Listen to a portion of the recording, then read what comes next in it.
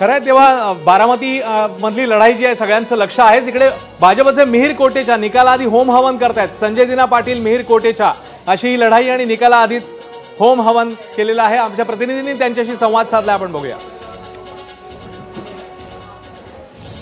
माझ्यासोबत मिहीर कोटेचा आहेत। मिहीरजी, सर्वप्रथम शुभेच्छा तुम्हाला। आणि तुम्ही इथं पूजा अर्चाही केलेली आहे, किती विश्वास आहे का थोडी धाकधूक आहे आजच्या निकालासाठी?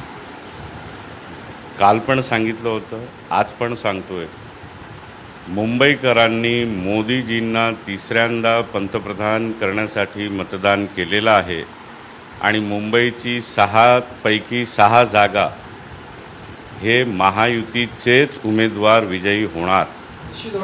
तुम्हाला असं वाटतं? तुम्ही आता काउंटिंग सेंटर जाणार आहात, सहपरिवार आहे, मी पाहिलं की तुमचं चिरंजीव आहे, तुमची मुलगी आहे, त्यांच्या चेहऱ्यावरती थोडासा एक टेन्शन दिसतंय। त्यांना आपल्या परीक्षेचं नसेल पण तुमच्या परीक्षेचे टेन्शन आहे का? हो, सहजच परिवार आहेत आणि परिवाराला ते निकाल बाहेर आल्यापूर्वीचं धाकधूक राहणारच आहे। तर मिहीर कोटेचांनी विजयाचा विश्वास व्यक्त केलेला आहे। मुंबईतल्या 6 पैकी 3 जागांवरती ठाकरे गट आणि शिंदे गट अशी थेट लढाई आपल्याला पाहायला मिळते।